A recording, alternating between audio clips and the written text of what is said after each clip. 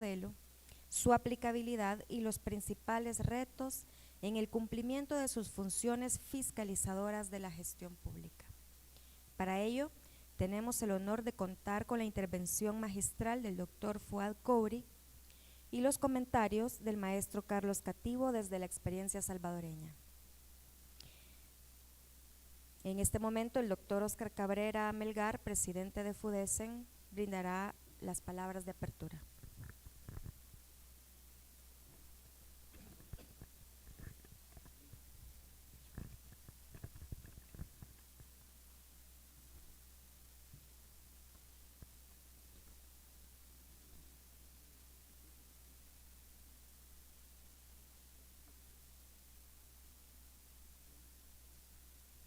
Bueno, muy buenos días, doctor Fuad Couri Zarzar, presidente ejecutivo del Instituto de Integridad y Gobernanza y excontralor. Maestro Carlos Cativo, abogado y notario de la República de El Salvador. Licenciada Georgina Salinas, socia fundadora de FUDESEN y organizadora de estos ciclos. Doctor Eduardo Urquía, Fundaungo. Invitados especiales, amigos de la prensa. La Fundación para el Desarrollo de Centroamérica, FUDESEN, es una organización sin fines de lucro que incorpora en sus principios la promoción del diálogo social como componente fundamental de los estados democráticos. Nuestra misión es incidir en la generación de conocimiento, construcción de estrategias y políticas públicas a través de investigaciones, propuestas y diálogo social con un enfoque de desarrollo inclusivo y sustentable que contribuya a la reducción de la pobreza y la desigualdad en la región centroamericana. Nuestras líneas de investigación abordan las siguientes temáticas: la reducción de la brecha de desigualdad multidimensional, la tributación global incluyente, sostenible y equitativa, el alivio de la deuda y el coste del endeudamiento soberano, el rediseño de la arquitectura tributaria global, fortalecer las redes mundiales de seguridad financiera, fortalecer un sistema financiero que promueva la estabilidad con sostenibilidad, promover la transparencia, participación, rendición de cuentas de la función pública y el cumplimiento de la Constitución y las leyes de la República, y obviamente también el impacto socioeconómico de la corrupción en El Salvador. La Fundación para el Desarrollo de Centroamérica organiza ha organizado con dos foros académicos sobre el funcionamiento del modelo de Contraloría General con experiencias de países de América Latina como un medio de la actividad fiscalizadora de la gestión pública en el marco del proyecto Promoción de la Participación Ciudadana en el Proceso Electoral y Debate Público.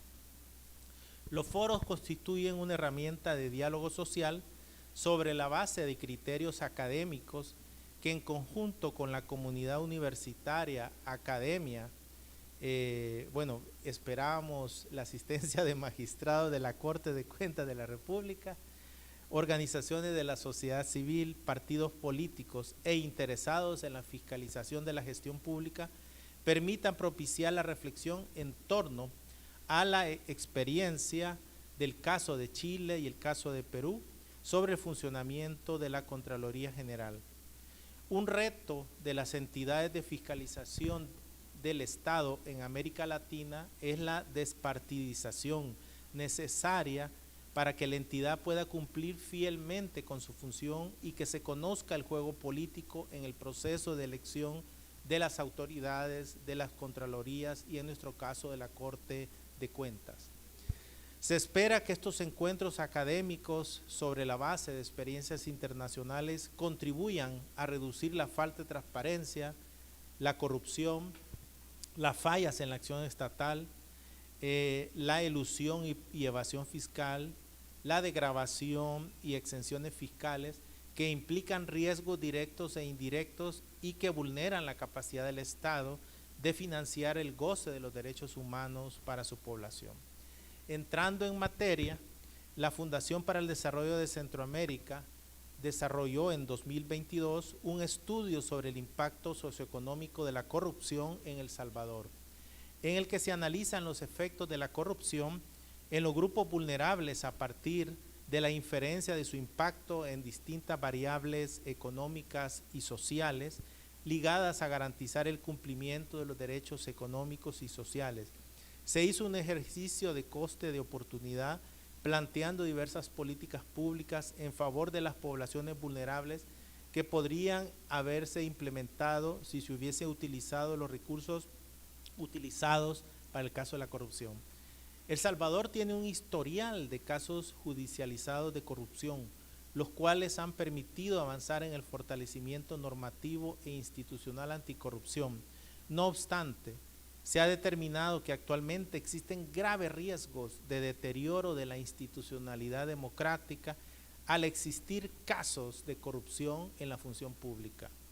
Es importante mencionar que la mayoría de los casos documentados de corrupción involucran la utilización de recursos públicos para beneficios particulares, por lo que la población más afectada es la que pertenecen a los segmentos de población más excluidos y grupos en situación de vulnerabilidad, dado que se elimina la disponibilidad de recursos que podrían ser destinados a la implementación de políticas públicas para propiciar el desarrollo social y económico, como es el caso de programas sociales. Asimismo, se reduce la inversión de calidad para estimular el crecimiento económico, el acceso a servicios públicos de calidad y el desarrollo del país en general, que se traduce en una ampliación de las brechas de desigualdad multidimensional y sigue siendo un factor de riesgo para el incremento de la exclusión social y la violencia en El Salvador.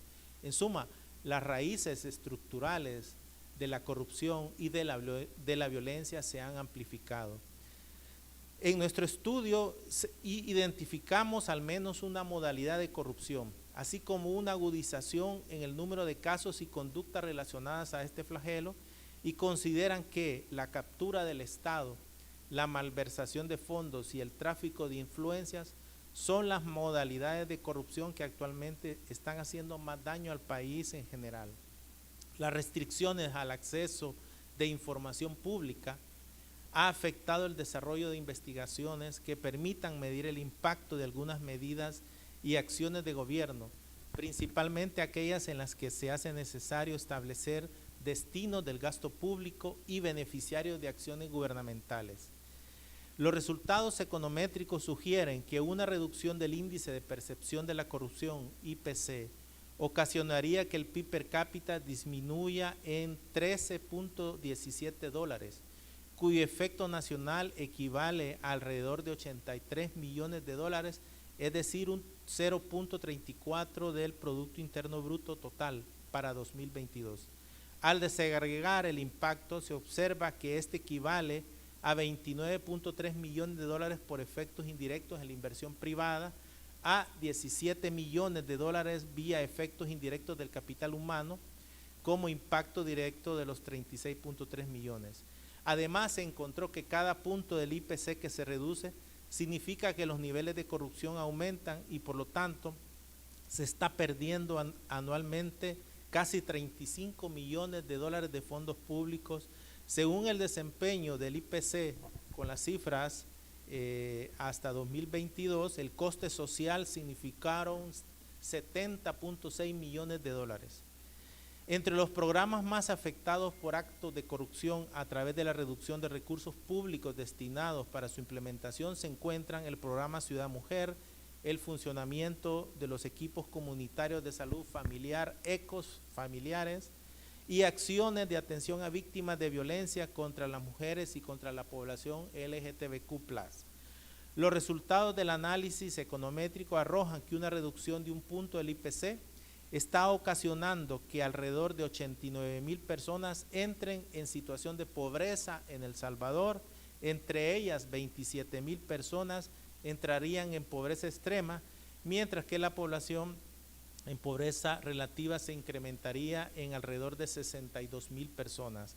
Además, al realizar la desagregación por sexo, se observa que este aumento en la población en situación de pobreza afecta en mayor proporción a las mujeres. Por eso desde FUDESEN decimos que las desigualdades y la pobreza tienen rostros de mujer.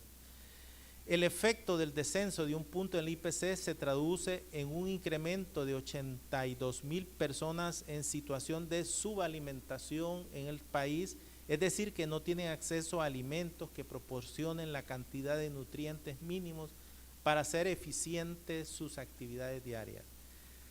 Dentro de las recomendaciones atiladas del estudio, sobresalen, probablemente solo voy a citar dos por efectos de tiempo, en materia de transparencia y acceso a la información pública, recomendamos al gobierno retomar la implementación y cumplimiento completo de la Ley de Acceso a la Información Pública, así como restablecer la independencia de la institucionalidad relacionada a la rectoría, cumplimiento y vigilancia de esta. También recomendamos al gobierno fortalecer tanto el marco legal como el fortalecimiento institucional de la Corte de Cuentas de la República. Muchas gracias.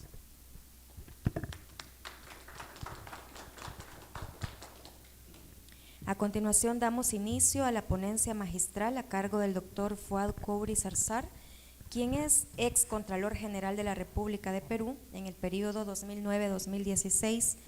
Lideró la modernización de la institución, convirtiéndola en un referente de la lucha contra la corrupción en la región.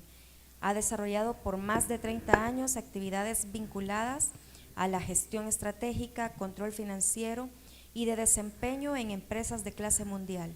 Ha diseñado e implantado modernos modelos de gestión y prácticas de buen gobierno corporativo, generando valor en empresas de distintos sectores e industrias. Actualmente es el presidente ejecutivo del Instituto de Integridad y Gobernanza, institución que tiene como objetivo la generación de valor mediante la implementación de mecanismos innovadores de modernización, así como para la gestión de la estrategia, el buen gobierno, integridad y la gestión de riesgos y lucha contra la corrupción. Recientemente también nombrado presidente de la Asociación de Ex Contralores de América Latina. Gracias por aceptar nuestra invitación. Adelante.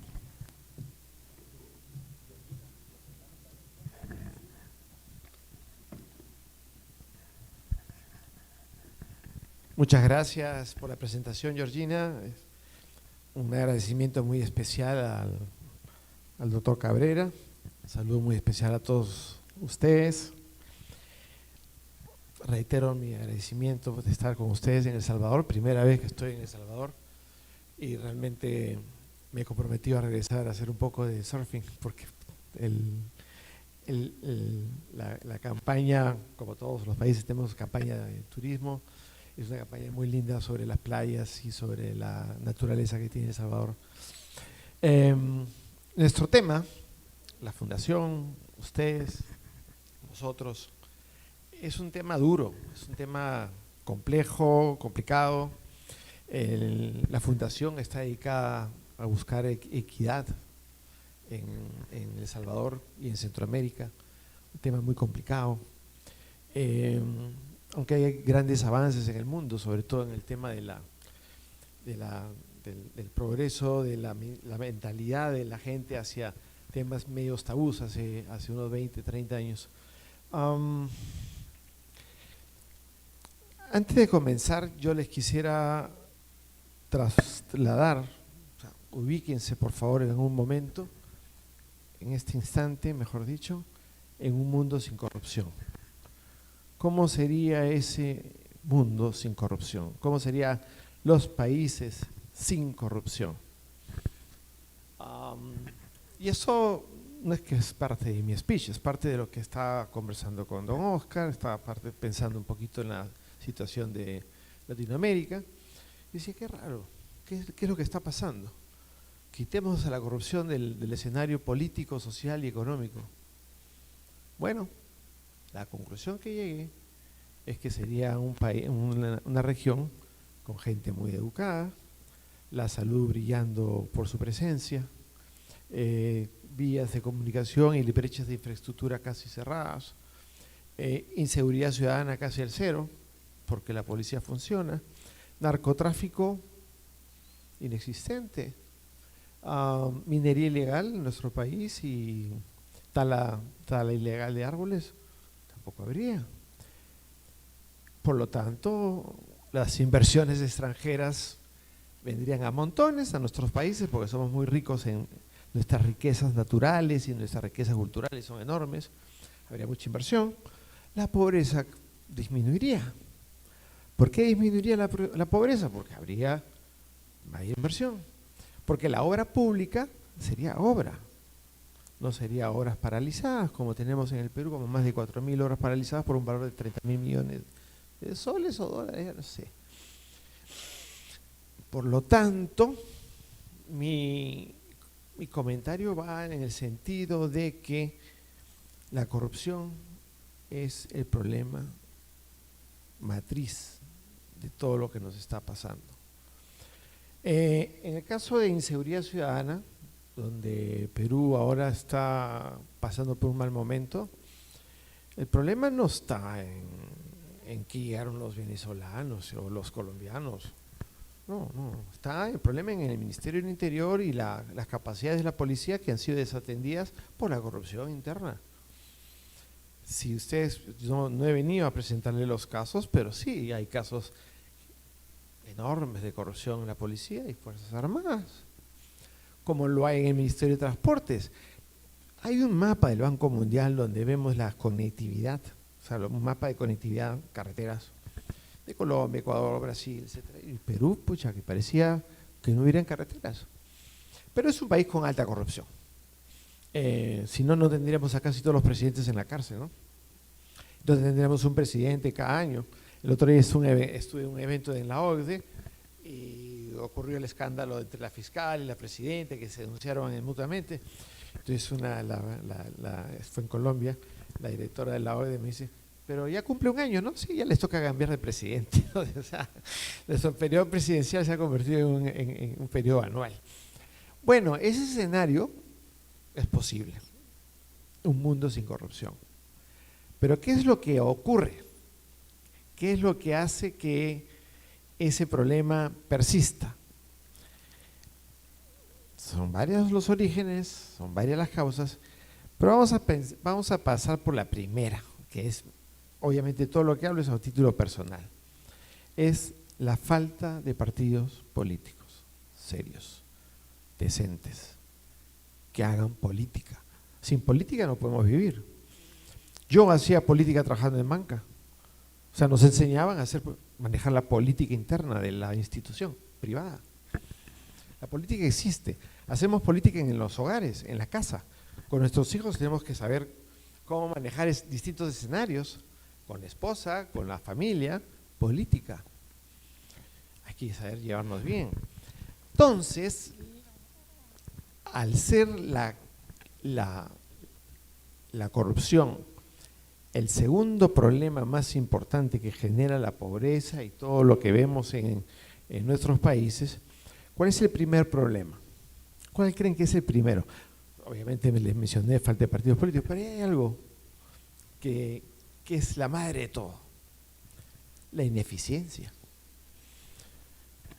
Somos ineficientes, por lo tanto, al ser ineficientes se aprovecha la gente de asumir posiciones políticas, se aprovecha de la ineficiencia y de la carga regulatoria en la cantidad de leyes. En el Perú tenemos como 600.000 leyes y de las cuales 40.000 están sin reglamentar, por eso no están operando. Entonces hay una mezcla perniciosa. Yo les mencioné la tala ilegal y la minería ilegal y el narcotráfico.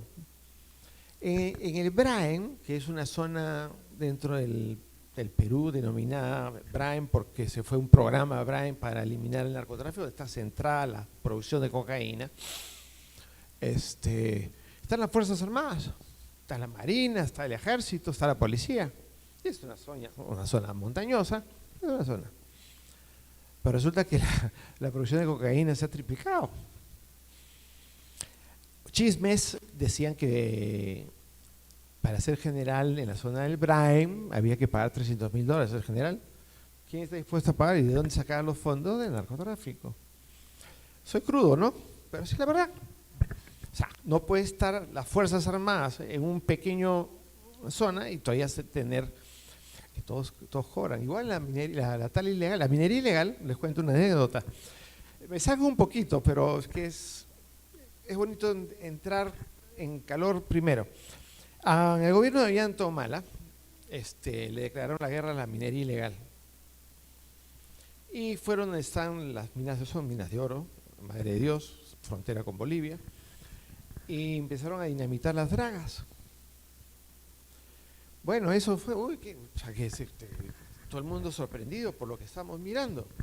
Pero resulta que era como al fiel estilo de los extorsionadores, era una amenaza. Después tenía que venir los cupos. Pues nunca más se supo. La minería ilegal siguió produciendo y nunca más hubo una acción del Estado. Porque hay un personaje que ahora está preso, que fue ministro del Interior y que era el encargado de hacer las cobranzas. Así las cosas, ya les comenté la parte dura, digamos, es duro pensar que la corrupción está, es duro pensar que no tenemos partidos políticos. Perú, a ver, vienen las elecciones en el 2026, ya están hablando de adelantar elecciones, para variar. Hay 32 grupos inscritos. O sea, a la hora que hayan las elecciones, cada uno va a tener 4, 5, 6%, ¿no es cierto? Entonces vamos a tener un Congreso totalmente diseminado, lleno de gente incapaz, y a la hora de que sean los dos primeros, van a ser presidentes, eso es lo que ocurrió la última vez, presidentes con 4% o 8% de población, que a la hora que pasan a la segunda vuelta, se escoge entre uno de los dos, porque no hay más. Entonces, dicho esto, la problemática, al tener claro el problema, las soluciones van. Se requiere mucho liderazgo, yo lo mencioné en algunas de las conferencias, se requiere un presidente de la República comprometido. Pero comprometido a carta cabal. Ahora vamos a ver. Bueno, empezamos. Rosa Ackerman de la Universidad de Yale en el año 99 hizo esta definición que parece muy claro, pero vamos a leerlo. Corrupción es el uso indebido del poder público para beneficios privados personales. Las relaciones de agente principal en el sector público generan oportunidades de corrupción. Esa es traducción propia. Siguiente, por favor. ¿Cuál es el problema, uno de los grandes problemas de la función pública? Si bien se requiere discrecionalidad, la discrecionalidad es que el funcionario público tenga la capacidad de actuar y no tener los ojos de la población, los ojos de la Contraloría, los ojos de la Corte de Cuentas, todo el mundo mirando, no, tiene que tener capacidad para actuar como funcionario, si es un director o es un gerente, lo que sea. El problema está que el principal, que es el Estado, y el agente, usan la discreción, la discrecionalidad que tiene. El problema de la discrecionalidad, porque algunos dicen hay que reducir la discrecionalidad, Robert Kliger, menos discrecionalidad para el funcionario público. Pero los agentes tienen tanta discreción y no siempre la usan en favor de los intereses de los principales. Los principales es la gente. La gente. Entonces, esa discreción que tienen de dar licencias, de ejercer su función, de construir postas, etcétera, no siempre la usan pensando en la gente. Gran tema muy simple, pero muy grave. La información entre los agentes, agente principal, es asimétrica. La información no la tienen todos. La información no está a la vista. La información es asimétrica, no es lineal. No siempre se dice la verdad. Y obviamente los incentivos no están alineados. Un ejemplo de desincentivo, incentivo, al contrario. A ver, nosotros tenemos 24 regiones. De los cuales son gobernadores regionales, y ahora antes eran presidentes regionales. Y como tenemos límites de sueldos en el sector público, un gerente de logística en las regiones, porque claro, en el Perú todavía Lima es Lima, pues Lima es la capital, ¿no? O sea, las regiones es aquí, mira, no lineal, sino un gerente de logística, el que compra, el que hace la obra pública, gana más o menos, vamos a hablar en dólares, $500. Entonces, si van a desarrollar obra pública por 200.000, 500.000, $13 millones, obviamente no puede, o sea, no se va en un ambiente donde se ha generalizado la corrupción, donde la corrupción es sistémica, donde la corrupción, ya la ciudadanía se cansó de discutir sobre la corrupción, obviamente acepta el soborno para favorecer en el concurso público. Entonces, ¿y a dónde voy? ¿Por qué los funcionarios públicos son considerados funcionarios de segunda o tercera categoría? Son los que mueven el país, son los que le generan el progreso al país. ¿No sería como los países desarrollados que ganen más o menos igual que el sector privado? ¿Por qué los mejores profesionales se van al sector privado? Condiciones de trabajo, clima laboral, mejores sueldos, ambiente, profesionalismo, entrenamiento, bla, bla, bla, bla. En cambio, estoy hablando, toda mi experiencia es peruana. Ahora, podemos extrapolarla con mucho gusto, pero la gente en el sector público en Perú sufre, porque en cualquier momento salen, sobre todo los incentivos, hay muchos funcionarios públicos de alto nivel que no tienen vacaciones por el régimen en que están. Los sueldos en salud, educación, los profesores ganan una miseria. Entonces esa distribución del presupuesto hace que tengamos problemas de educación. ¿Ustedes creen que hay algún médico que quiera ir a la selva peruana? La relación población médico en las zonas de la montaña y de la selva es bajísima. La gente se muere. Por eso una de mis frases favoritas es que la corrupción mata. La corrupción literalmente mata. Y tengo un caso denunciado a un gobernador regional que le dieron, hay un concepto que se llama en los Andes, que se llama el friaje. Llega un momento en el invierno que hay tanto frío que es el friaje, con temperaturas debajo de cero. Como hay niños con desnutrición infantil, entonces los niños mueren, pues, ¿no? Como los animalitos del campo, los niños también se mueren. Pero entonces hubo una campaña, se le dio mucha plata al señor para que haga las medidas preventivas para evitar que siga pasando lo mismo, y el pata se tiró la plata y se murieron los niños. Entonces está denunciado por asesinato o no sé qué tipo de… Pero bueno, esto es… Siguiente, por favor. Entonces, este es un tema que se habla muchísimo, la rendición de cuentas. Y realmente por gusto, ya nos cansamos de decir rindan cuentas.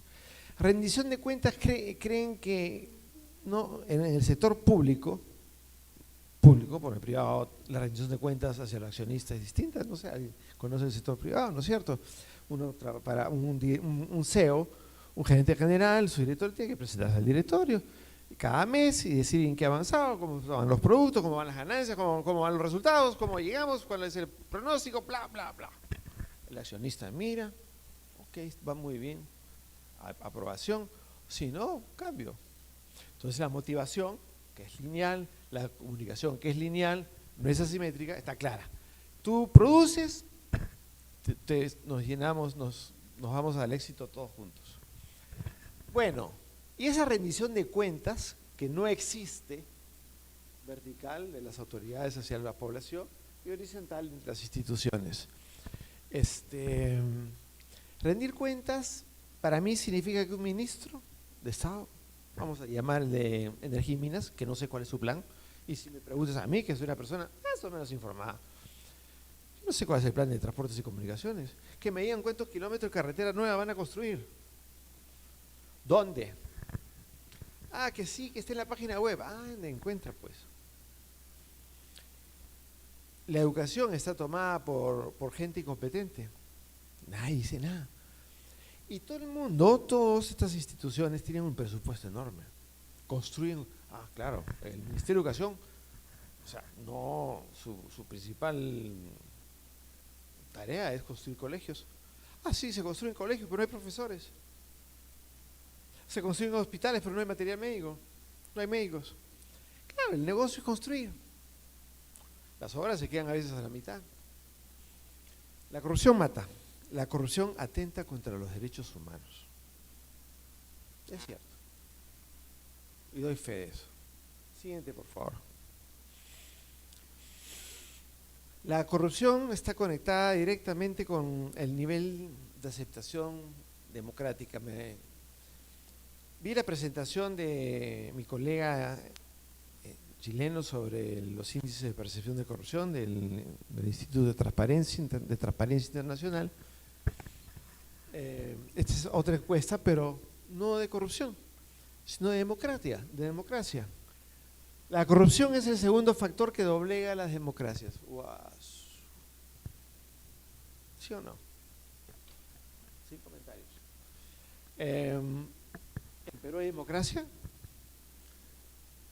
Ahorita el Congreso y el Ejecutivo están alineados para que los dos sobrevivan. Eso no es democracia.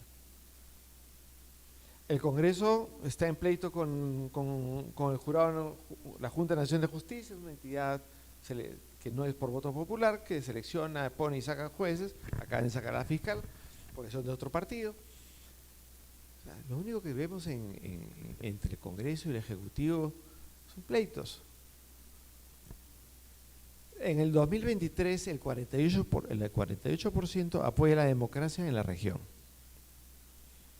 O sea, menos de la mitad de la población cree en la democracia. Lo que significa una disminución de 15 puntos del 2010 en 12 años. ¿Qué es esto? 2023.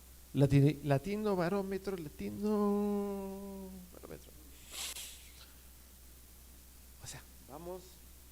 O sea, la población está caminando emocionalmente, mentalmente, está viendo con buenos ojos a los países con autocracia.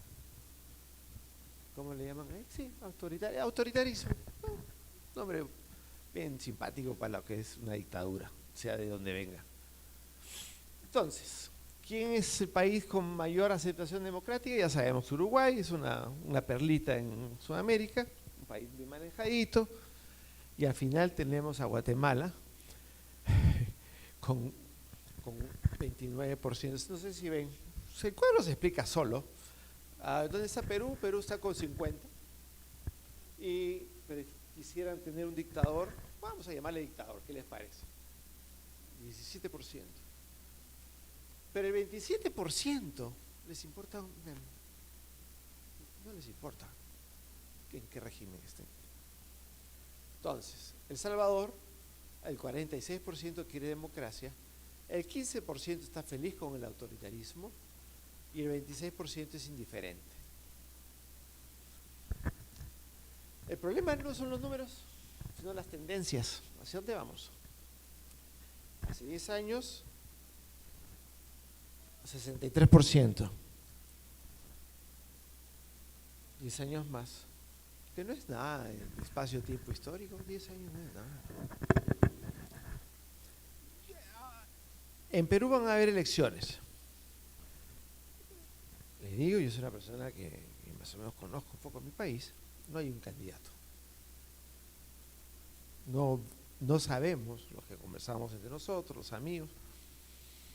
Claro, ahorita acaban de inscribir este Jurado Nacional de Elecciones, que es de tendencia de izquierda, que le dio la manito a Castillo, acaban de inscribir a un partido dirigido por Antauro Humala, que estuvo preso 20 años por asesinato de policías.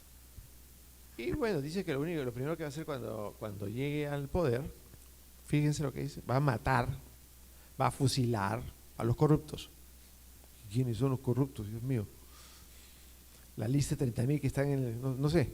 ¿Empezará por su hermano, que está preso, o está por Ollanta Antauro? Entonces, las cosas no pintan bien. El Salvador tiene un 46% de apoyo a la democracia en estos momentos, sin diferencias con el 20, mientras que aumentan de 24 a 26 los que son indiferentes a un tipo de régimen y casi se mantienen las preferencias por el autoritarismo que varía, o sea, no ha variado. ¿Qué pasó en el 20? ¿Desde cuándo está el régimen actual? ¿19? Siguiente, Georgina, por favor. A ver, el motivo de esta presentación y de esta invitación es presentar el modelo peruano. Lo que voy a hacer es cómo encontré la Contraloría, qué se hizo para tener la fortaleza que tiene hoy día. Aunque no sé si sea tan fuerte, porque con todos los problemas políticos que hay, ahorita acaban de sacar hay una nota de prensa que dicen que el Congreso va a aprobar que el Contralor se quede desde el periodo de 7 años, suficiente para la gestión. Pero el Congreso está aliado, va a sacar una ley que corrija la ley orgánica, que el Contralor se va a quedar hasta que encuentren al sustituto. Eso en mi país significa que se puede quedar el tiempo que le da la gana. Hubo un caso que el defensor del pueblo nunca lo eligieron y se quedó aunque se fue, pero el acting se quedó en todo un periodo. Adelante, por favor. Esta lámina es bien interesante. A ver, vamos a analizarlo. El control gubernamental sobrevive en un ecosistema. El control externo, previo, simultáneo y posterior, y el control social. Son los dos controles. Aquí está el control interno. ¿Entre quiénes? El Poder Ejecutivo, los gobiernos regionales, o sea, me sigue cuando hablo de gobiernos regionales, ¿no? Y los gobiernos locales, municipalidades. Entonces, la sociedad civil, tienes a los medios de comunicación, sociedad civil en general, el sector privado y la academia. Arriba tienes el control externo, que lo hace el Ministerio Público, el Poder Judicial y la Procuraduría. Entonces, si eso funcionara, sobre todo este concepto aquí, que es la primera línea de defensa, todos creen que la Contraloría es el responsable de evitar que los recursos públicos se utilicen mal. Falso, lo niego. Es el gerente, es el director, es el ministro que tiene que asegurar que los recursos se inviertan bien. Entonces, ¿para qué está? ¿Para qué están los funcionarios? Ah, no, es que los funcionarios son corruptos. Entonces, ¿qué hacen ahí? Entonces, ahí hay cosas que no encajan. Pero el problema no es ese, el problema es que sigue igual. ¿Por qué? Fujimori, Toledo, Ala García, Ollantumala, Kuczynski, Pedro Castillo, Vizcarra, Almeida, todos. Algunos presos, tenemos 3 presos en una misma cárcel que le llaman, no me acuerdo cómo le llaman esa cárcel. Bueno, acaba de salir Fujimori, ¿no? Los 3 presidentes presos y el resto están en juicio, apúntese, incluso hasta la hija, ¿no? Que está con problemas. Tenemos 2 alcaldes corruptos, uno falleció y la otra señora está presa o la acaban de poner su grillete. ¿Qué estamos hablando? No les cuento la historia de los presidentes regionales y gobernadores regionales presos. O sea, es grave. Miren, yo les voy a decir una cosa. De repente me estoy saliendo un poquito, Georgina, perdóname, pero el tema me apasiona. Perú es un país que tiene riquezas incalculables. La pesca, tiene 2.000 kilómetros de costa, con la corriente Humboldt, que tiene mucho pescado, y la corriente del Niño. Podemos ser la primera potencia mundial en producción de cobre, zinc, y hemos descubierto una cantidad enorme, gigantesca en litio, petróleo que ya no se explora. Somos uno de los primeros productores de fruta, hemos pasado a Chile. Ese es un sector que ha mejorado mucho. O sea, comparado con Suiza, comparado con los países japonés, Singapur y otros países que no tienen nada, son rocas. ¿Qué nos pasa? Hablo por Perú, no por Brasil, que tiene a su Lula y a su Dilma Rousseff. Dilma está fresando, ¿no?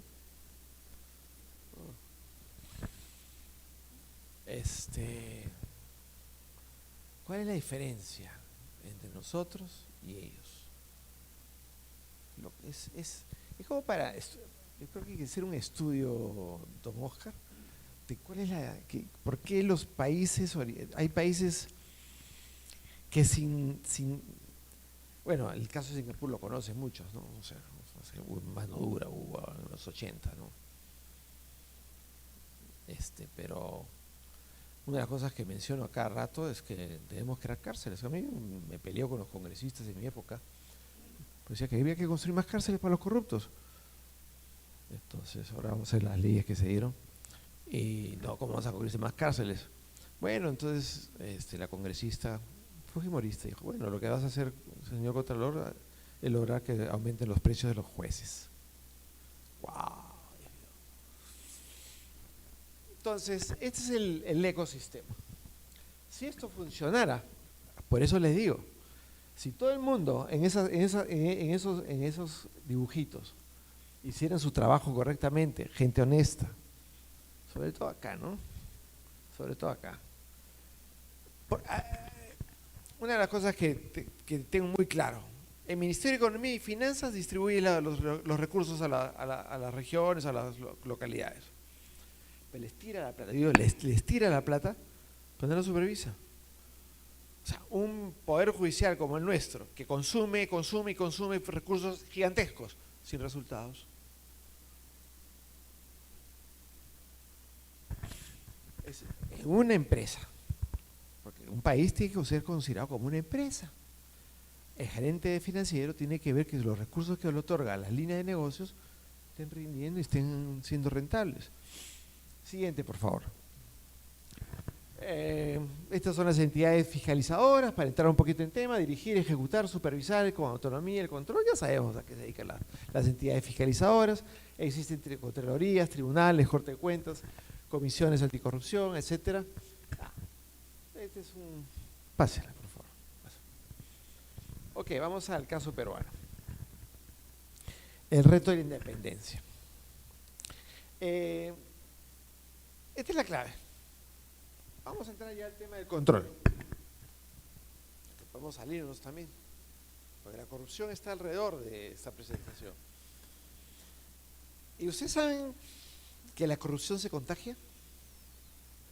Usted entra a una institución, una municipalidad, con mucho entusiasmo de servir a la gente, etcétera, y cuando empieza a ver que a su alrededor la gente aprovecha de esas posiciones privilegiadas para comprar favores, pagar favores, etcétera, etcétera, poco a poco uno se va incorporando al sistema, porque o se incorpora o se incorpora.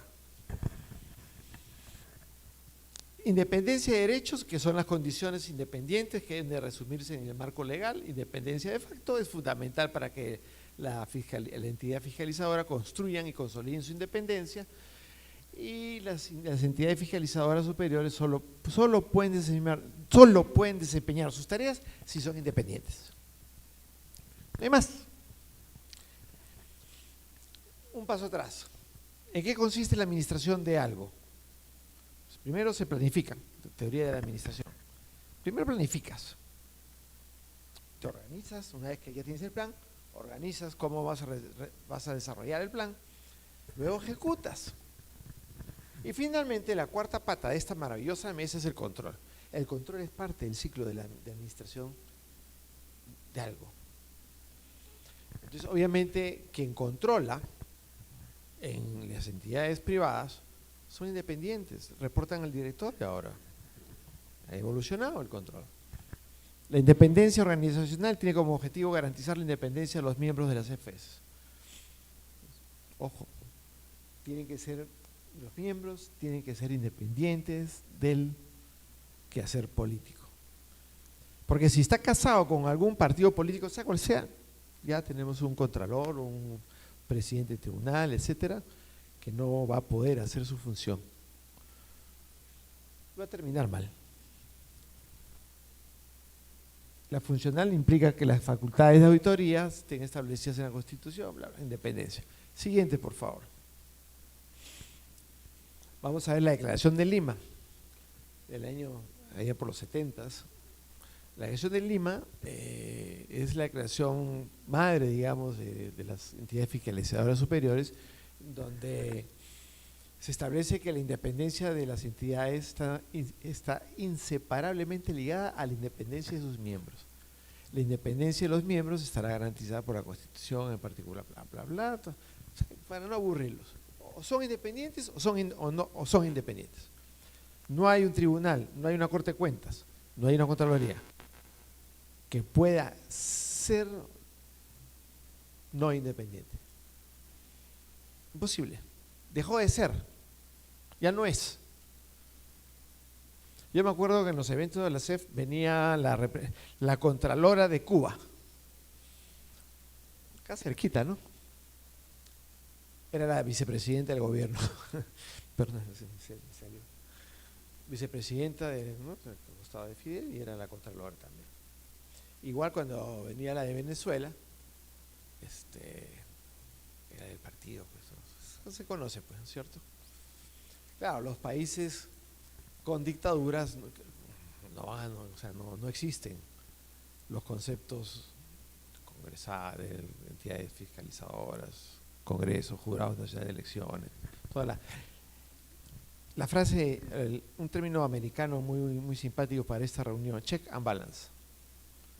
Si no hay check and balance, si no hay balance entre los poderes, si no hay autocontrol entre cada uno de ellos, no existe la democracia. Porque ¿de qué se trata esta reunión? No de corrupción, no de contralorías ni de modelos. Este es democracia. O sea, la democracia está en juego en la medida que esto no funciona. Y ya sin democracia se pierden los derechos. Y ya sabemos la diferencia en el mundo. Solamente hay dos tipos de gobiernos: los dictatoriales, autocráticos y las democracias. La democracia es imperfecta, pero es lo mejor que tenemos, pues, hasta que alguien descubra algo, alguien venga de otro planeta y descubra un sistema diferente. La democracia es buena, pero lo que pasa es que no son buenas, las democracias que no son buenas por las personas. Una institución quiebra no por el mercado, sino por las personas. Imaginémonos un banco. Los bancos quiebran porque las personas que están adentro, sus líderes, empezaron a jugar con el dinero, con la cartera, etcétera. Conozco casos de quiebras. Pero las quiebras de los bancos ocurren cuando empiezan a comprar, a prestar a sus amigos, que no les van a pagar, malas deudas, y terminan quebrados. O sea, si la gente hace su trabajo, pásala por favor, Yorina. Adelante. Ok, entonces vamos a jugar un poquito con el tiempo. Año 2009. Estos son los problemas que encontré al principio. Escasa gestión por procesos, productos de control inexistentes, aplicación de sanciones inexistente, no había independencia de las oficinas de control institucional. Ahora les voy a explicar qué es. Una serie de problemas. La siguiente, por favor. ¿Qué se hizo? En gestión por procesos. Obviamente, si una institución, cualquiera que sea, que no tiene sus procesos misionales, operativos, de soporte bien establecidos, ¿cómo vas a operar? Sería un desorden total. Siguiente. Entonces, no había gestión por procesos y después terminamos con todos los procesos debidamente documentados. Organigrama, quienes sean responsables, y también hicimos las certificaciones del caso, certificaciones internacionales. Siguiente, por favor. Esta es la cadena de valor en la corrupción en el tema de procesos misionales, mecanismos de priorización de gestión de riesgos de control. estructura organizacional, mayor relacionamiento nacional e internacional, los operativos, prevención, atención de las partes interesadas, investigación, son los procesos que definimos en ese momento, control interno, rendición de cuentas, interoperabilidad de análisis de datos, cobertura de las oficinas de control, una serie de temas que había que ordenar. O sea, claro, en una corte de cuentas, en una contraloría, en una institución, tienes que tener debidamente ordenados los temas. Fíjense, esta parte de acá, si esto no se maneja bien, todo esto no sirve. Parece mentira, pero a veces le quitamos la importancia a las unidades de soporte, a las áreas operativas. ¿Qué haríamos sin la tecnología? ¿Qué haríamos sin la infraestructura? ¿Y qué haríamos sin el capital humano? No. Por eso hay que tener bien claro que la estrategia, no lo estoy presentando acá, pero lo que hicimos es un plan estratégico, fortalezas, debilidades, planes de acción, metas, objetivos, etcétera, etcétera, balance de scorecard. ¿A quién se le ocurriría, un loco como yo, se le ocurrió hacer un balance de scorecard en la Contraloría? ¿Saben lo que es el balance de scorecard? Obviamente. No existe. O sea, cuando hablamos de rendición de cuentas anteriormente, ¿qué le cuesta a un ministro salir, sentarse y decir, este es mi plan? ¿No es cierto? Este es mi plan. Me he trazado como objetivos A, B, C, D, E, F en estos segmentos. Ya cada mes que salga. Y claro, una persona que sea digna de sí mismo, rechaza pues los carros, la parafernalia, las adulaciones y todas estas cosas que tienen los ministros, porque se vea bien, porque se acuerden de él como alguien que hizo algo por la gente. Qué bueno sería que todos piensen así. Siguiente, por favor.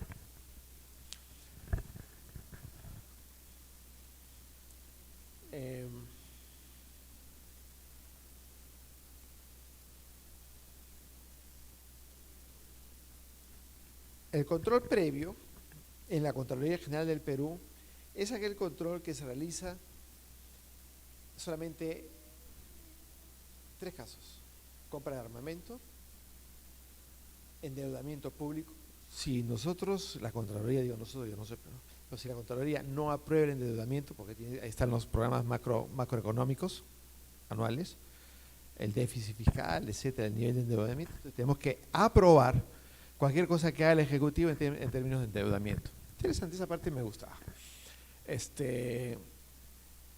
Y también que eran los adicionales de obra por un máximo de un 20%. Si hay un adicional de una obra, habría que revisarlo primero. El control simultáneo es un acompañamiento a aquellas instituciones que solicitan el control concurrente, que se ha puesto de moda en Perú, posterior a mi gestión, y el control posterior, que es en realidad el control que lucha contra la corrupción. Este es control financiero. No estoy muy feliz con el control concurrente, porque en un país donde la corrupción es sistémica, transversal y vertical, no puedes tú poner un policía al costado de cada chofer para evitar que cumpla con las normas de tránsito. Está muy sobrevendido el control concurrente en Latinoamérica, aprobado por el BID, el Banco Mundial, todo el mundo feliz con el control concurrente. Pero yo si fuera, o sea, la gente, amigos míos que están en gestión pública, no nos aguantan, o sea, quieren trabajar, pero no, están preguntando ahí cómo va el tóner de la computadora, o cuándo vas a terminar de pintar la pared, etcétera, ¿no? O sea, es complicado cuando empiezas a... Tiene que ser muy especial el control concurrente. Siguiente, por favor. En casos muy especiales. Productos de control. Habría que definir los productos de control. Siguiente. Los productos de control, que ahora vamos a ver cuáles son, los creamos de las normativas, nos pusimos al día con el mundo actual. Siguiente.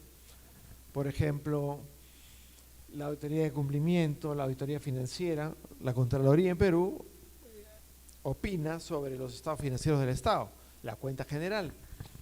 Entonces había que hacer toda una reingeniería en este tema. Auditoría forense, cuando hay un caso, ustedes han escuchado, quizás en el tema criminalístico, todo el tema del forensic, ¿no es cierto? Ya, existe la auditoría forense. Es que cuando ya hay un caso consumado, las técnicas utilizadas para la auditoría forense son distintas que la auditoría de cumplimiento. La auditoría de cumplimiento vas a ver una obra, vas a verificar los papeles, vas a hacer una auditoría. En el tema forense es un determinado caso y lo analizas hasta el último papel. Entonces haces una auditoría forense. Investigación forense en los servicios de control, enfoque de información y presupuestaria, bla, bla. Entonces ordenamos los productos. Siguiente, auditoría de desempeño. No sé si han escuchado hablar de ese término, pero los gringos le llaman performance audit.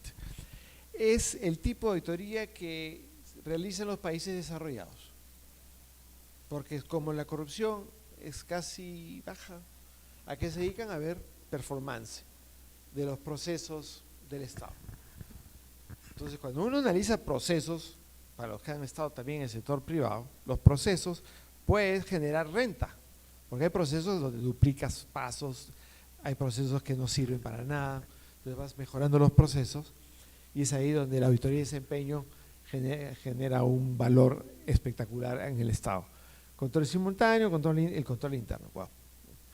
Tengo presentaciones enteras sobre el control interno. El control interno es la clave. Es la clave en mi país, por ejemplo, en Perú. Si el control interno fuera una herramienta que la utilizan las instituciones públicas, la Contraloría no tendría que existir. Así de fácil. Si el ministro tuviera su departamento de auditoría interna que se preocupe de hacer su control interno para ver que todo el ambiente de control interno, que las técnicas estén operando, que la gente esté haciendo bien su trabajo, la Contraloría haría desempeño. Y ya esto hicimos una serie de estudios que cuando guste el doctor Oscar podemos compartir, varios estudios bien interesantes sobre gestión pública. Siguiente. Bueno, cuando hablamos de el control concurrente hoy en día en el país, se interioriza, se aplica en distintos hitos de un proceso de ejecución de una obra. En la etapa de preinversión, las acciones preparatorias, procedimiento de selección de la buena pro, el expediente técnico es clave, ejecución contractual y liquidación de obra. Entonces siempre hay hitos. Lo han hecho bien, es muy interesante, pero hay que tener mucha disciplina en esto. Obviamente, en una obra, uno de los cuestionamientos que tenía la Contraloría en Perú es que un auditor de la Contraloría que va a revisar una obra. Bueno, tenemos 300 ingenieros. O sea, hay que comunicar, ¿no es cierto? Bueno, eso es ahora. En mi época, digamos, a 100. Pero sí, es interesante que las intervenciones sean articuladas, pero más allá del control concurrente, quiero que vean estas de las etapas de un proceso de ejecución de obra, de una licitación. Y en cada una de estas pueden haber casos de corrupción. Desde el momento de la preinversión, en la selección, en el expediente técnico, por ejemplo, un tema muy sonado. No les voy a tocar el tema del abajato porque los aburriría, pero hay un tema interesante con Odebrecht. Ganó el tramo de la línea 1 del tren eléctrico, 4.000 millones de dólares, no sé cuánto. O 3.000, no importa. Bueno, le ganó al siguiente postor, una oferta baja. Al mes, el director general de la entidad autónoma del tren eléctrico le dice al postor ganador que ya no quiere una sísmica de la estructura del tren de 8, sino quiere una de 9.4. Odebrecht le responde y dice, bueno, ningún problema, 400 millones de dólares más. Ok, te acepto. ¿Cuánto va para cada uno? Entonces, ese evento, por eso están presos pues claro, o sea, con que tú no puedes cambiarle las condiciones a un concurso público. Realmente es otro tema psicológico de la corrupción. ¿Cuánto tiempo pueden resistir con la plata ganada? Claro, la corrupción está segmentada. La pequeña corrupción, la mediana corrupción, la gran corrupción. Fíjate a Toledo. Terminó Marcelo Odebrecht diciendo que le dieron 40 millones de dólares por una carretera en la selva que no se usa. No hay tránsito, una carretera hacia Brasil. O sea, pasa un carro cada hora. Hubieron como 7 adendas, las adendas, famosas las adendas, de 800 millones de dólares terminó en 4.000 millones de dólares. ¿Qué les puedo decir de la refinería de Talara para refinar petróleo? Bueno, no tenemos petróleo. Está quebrado Petroperú. ¿Qué les puedo decir de la refinería de gas? La refinería de gas. Hay mega obras también complicadas. No sé. Siguiente, por favor. Aplicación de sanciones, o sea, la Contraloría no sancionaba, conseguimos que se sancione. Siguiente, por favor. En el 2017 obtuvimos del Congreso la capacidad para sancionar. Siguiente, por favor. Había que trabajar también con el Poder Judicial y el sistema de justicia, porque las sentencias desfavorables al comienzo eran 65% de los casos y 35 las favorables eran 35. Entonces teníamos que profesionalizar, había que ver cuál era el problema y mejorar nuestro departamento de Procuraduría. La Procuraduría es la que defiende los casos de corrupción. En el año 2009, solo el 35% de los casos iniciados por la Procuraduría de la Contraloría tuvieron un resultado favorable. Entonces, eso es importante también. Lo que les estoy hablando es reingeniería. Cuando hablan de la reforma del Estado, ríanse, no existe esa palabra.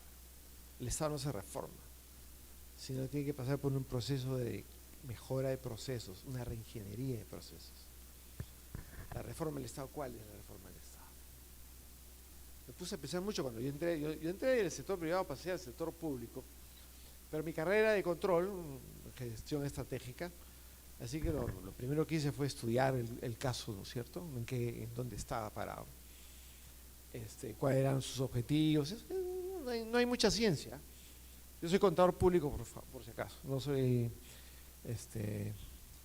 abogado. Siguiente, por favor. No es por nada, pero y tampoco nunca ejercí la contabilidad, siempre está en la estrategia. Los OSI son las oficinas de control institucional. ¿Qué son las oficinas de control? Son las oficinas que dependen funcionalmente de la Contraloría, hacen control externo. Acuérdense que nosotros, la Contraloría hace control externo, no hace control interno. Y es un grave error que la Contraloría sea responsable del control interno de las instituciones del Estado. O sea, hago control externo y también soy responsable del control interno. Conflicto de interés total.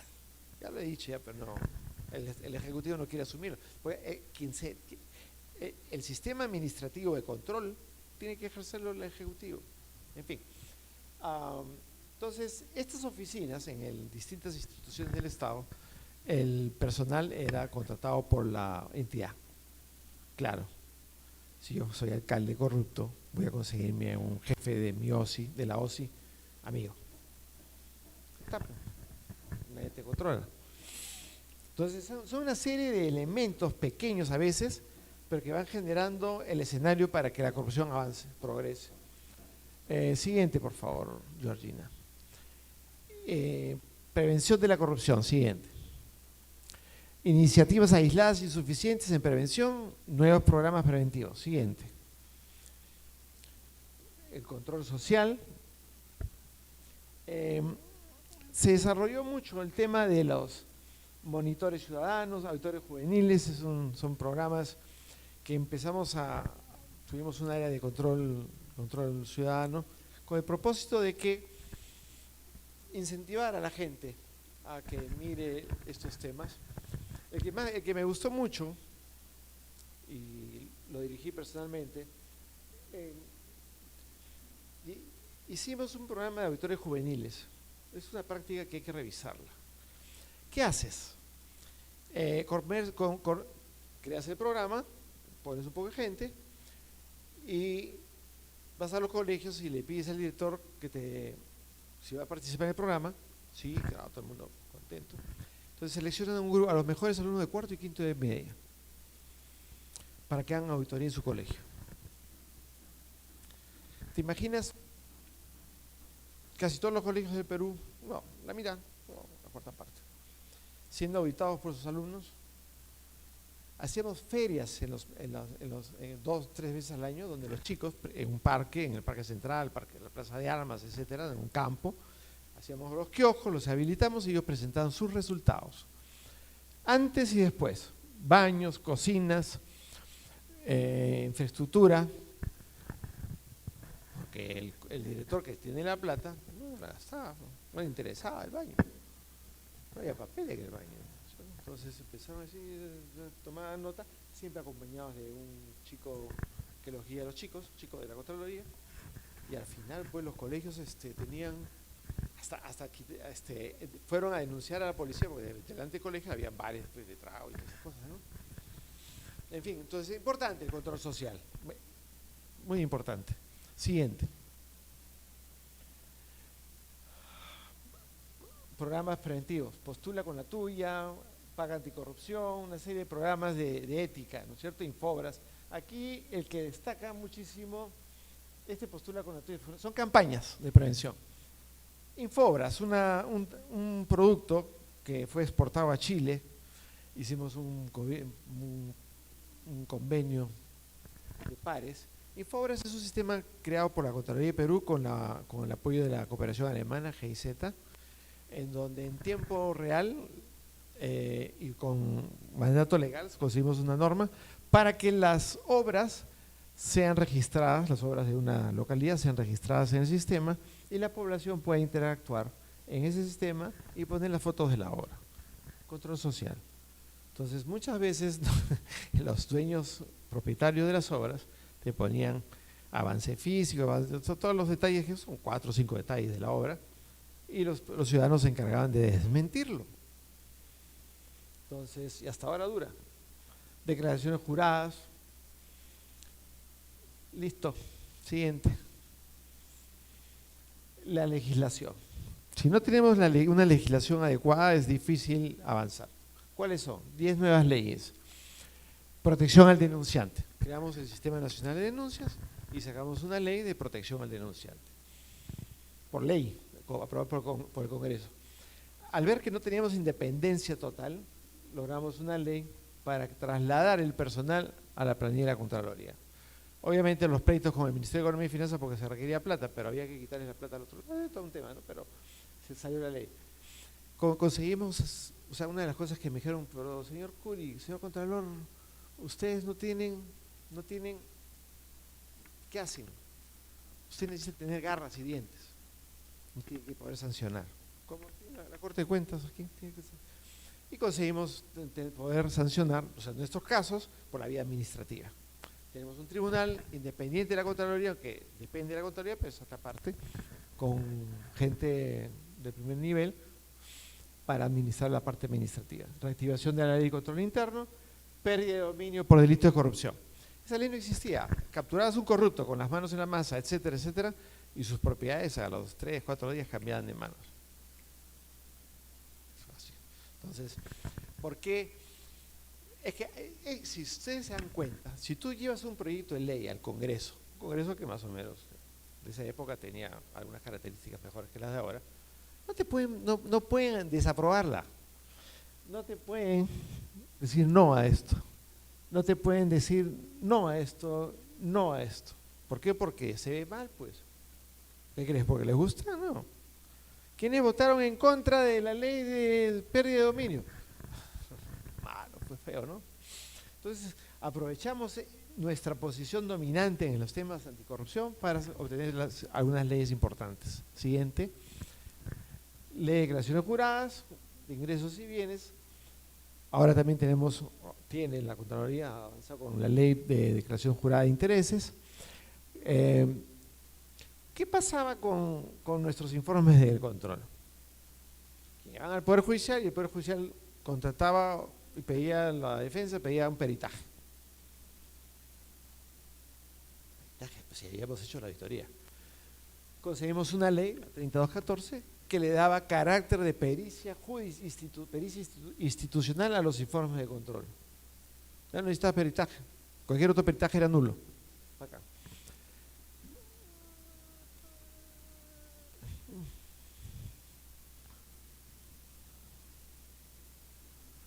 Esto es lo que ha eliminado mi ley ahorita. ¿Cómo se llama? El nepotismo. A ver, los jueces en Perú son corruptos, algunos, muy pocos seguro, por una parte. Las penas, existían 4 años de cárcel con pena suspendida.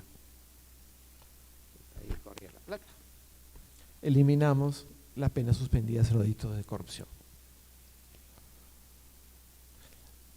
Entonces, aumentaron los presos por cárcel. Control de convenios. Bueno, este es un tema porque aparecieron instituciones internacionales que administraban obras.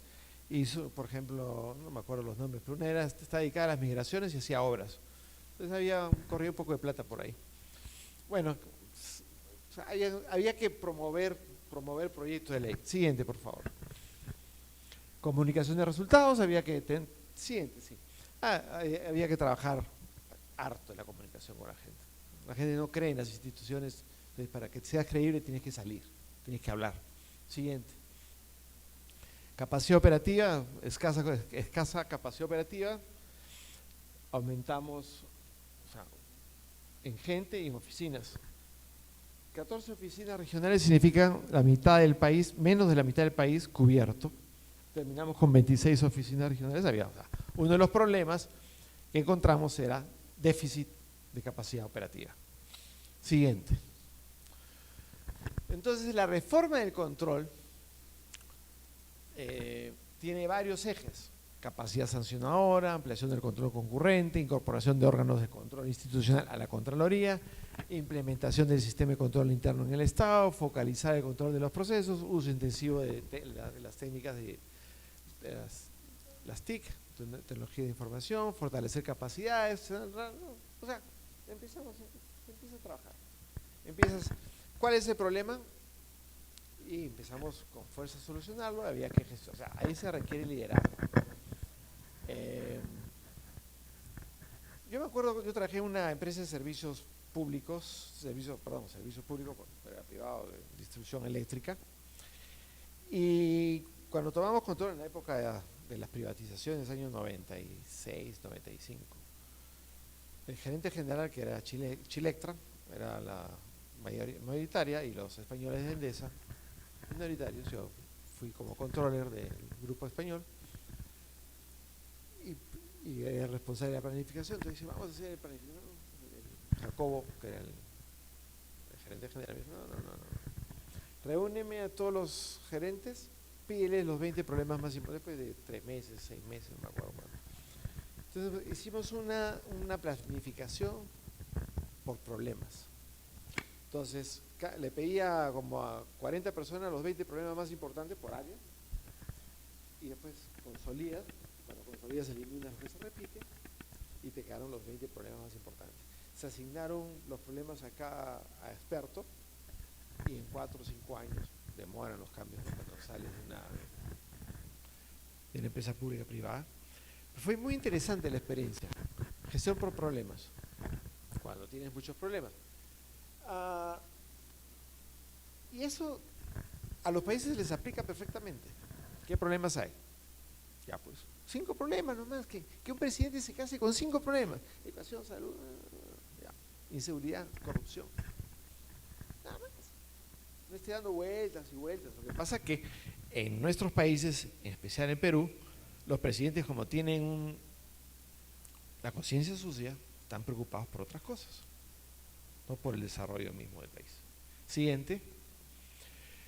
En resumen, presencia de la Contraloría en todo el país, mejor distribución de la capacidad operativa, independencia de las oficinas de control, productos de control modernos, sanción administrativa efectiva para los las irregularidades encontradas, gestión por procesos, instalada, mejora en la legislación anticorrupción, iniciativas de prevención de la corrupción y permanente comunicación. Siguiente. Desafíos.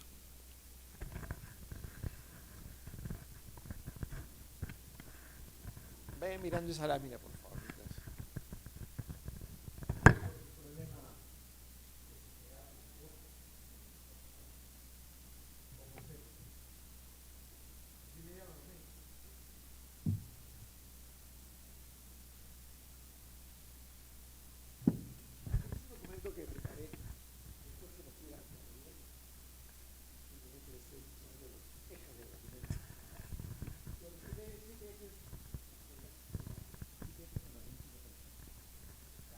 A nivel más, pensando 30.000 pies de altura, ¿qué se requiere para afectar la corrupción? Compromiso. No solo compromiso del alto nivel. Me refiero al presidente de la República. Ustedes no hablan de un país, porque si podemos hablar de un ministerio, pues tenemos que tener compromiso del ministro. Si no hay compromiso en más alto nivel, todo lo demás no sirve. Legislación integrada. Hay que revisar a nivel país cómo está la legislación. Ahí yo podría incorporar sanciones efectivas. Es gratis, el corrupto es rentable. No van a la cárcel, no les quitan la propiedad. Es demasiado evidente, van a la cárcel, ¿no? Pero no todos. ¿Por qué? Porque hay uno que tiene sus 6 años, sus 4 años, sus $10 millones de bolsillo. O sea, hay que mejorar la eficiencia. ¿Y cómo mejora la eficiencia? Haciendo una reingeniería en cada ministerio. Pucha, que la cantidad de oficinas que tienen los ministerios y oficinas satélites, se requiere una reingeniería. Hay que ser eficientes. El sector privado tiene que estar decidido. Si no le damos incentivos al sector privado, y me refiero al sector privado no del bueno, sino al otro lado. Por ejemplo, salió una ley que una empresa que es sancionada por la Oficina de Contrataciones por malos manejos, esa empresa no puede postular por el Estado. Es fácil, constituyes otra empresa. Haces una asociación de participación, te juntas con otro y sigues operando. Y ya conoces el sistema por dentro. O sea, tienes que eliminar también a los accionistas. Para mí lo más importante para lograr los objetivos de largo plazo es educación. Valores, meterle valores todo el tiempo. Porque, ¿cómo la gente dejó de fumar? ¿Por qué?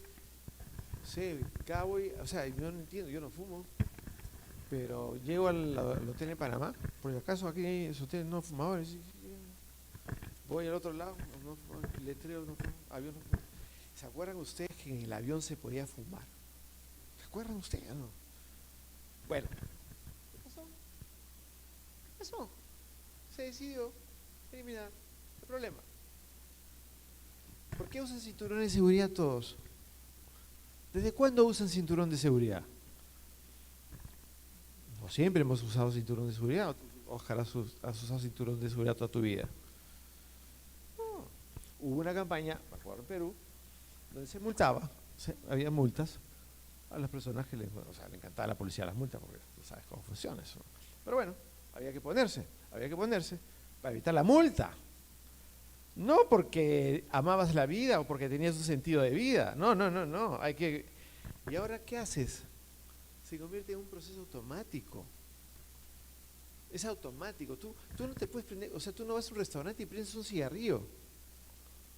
Es automático, funciona, las campañas funcionan. Dale tiempo nada más. O sea, cuando la gente sepa que la corrupción genera muertes, cuando la corrupción elimina las posibilidades de progreso, cuando la corrupción elimina la equidad entre la gente, cuando la corrupción divide, cuando la corrupción genera odios, cuando el Estado no te brinda bienestar, ese día vamos a ver a la gente indignada. Hoy día la gente no se indigna por la corrupción, no le importa. Hay una frase en Perú que dice: contar que haga obra no importa, que robe pero que haga obra, ¿no? No es posible. Transparencia y rendición de cuentas. El otro día en un foro, la gente va inventando cosas, porque todo el mundo habla de la corrupción, ¿no? Eso es cierto, hay bastante documentación. Yo me pregunto qué pasa, ¿por qué tanto estudio de corrupción y la corrupción sigue aumentando? Motivo de estudio. Cuando hay un concurso de un megaproyecto, sería bueno que no sea tan transparente el conocimiento de quiénes están atrás de la gente de que va a definir el ganador, para que no haya el telefonazo. Pero la transparencia es fundamental en cuanto a fundamental, porque la plata con que trabajan los funcionarios públicos es la plata de todos. Cuando usted compra un chocolate en la bodega, está pagando sus impuestos, ¿no? El IVA. Acá IGB se llama en Perú. La gente todo el tiempo está pagando impuestos y todo ese sobreprecio va a las manos de los políticos. Y la independencia. Siguiente lámina. Georgina. Una de las cosas que ha calado fuerte en los últimos 10 años es el e-control, así lo denominé en mi época. El e-control es electronic control, el control digital. Entonces empezamos a automatizar una serie de procesos y obviamente la Contraloría ahora, con todas las técnicas nuevas que hay, inteligencia artificial y todo lo demás, ha ido mejorando, pero había que automatizarlo, pues hay que reducir, o sea, la tecnología te permite reducir esfuerzos en tareas que estás utilizando en vez de utilizarlas en tu negocio central o tu core business. Siguiente, por favor. Claro, la única manera de pasar, acá estamos nosotros, ¿no? En Perú al menos. El tránsito es uno de los… El otro día vi un estudio sobre el tránsito en el mundo y después de la India, Perú es el peor tránsito del mundo. Ya le ganamos a México. Ya. Muchas gracias. Espero si tienen alguna pregunta, cualquier duda, encantado de seguir conversando con ustedes. Gracias.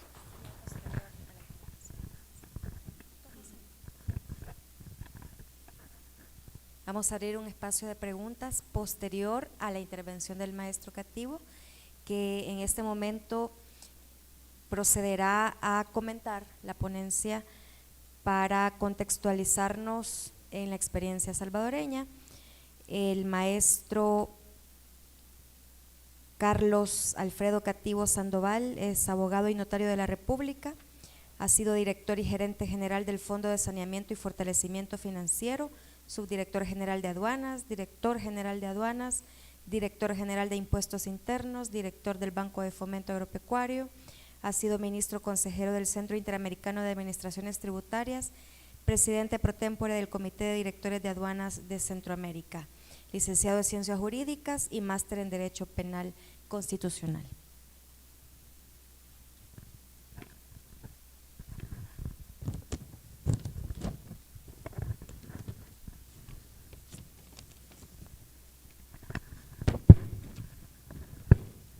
Muchas gracias, doctor. Yo no tengo más que decir, ¿verdad? Más que comentar un poco la experiencia salvadoreña. Como dicen, yo trabajé antes 17 años en el Banco Central de Reserva y acepté un cargo en la Dirección General de Aduanas.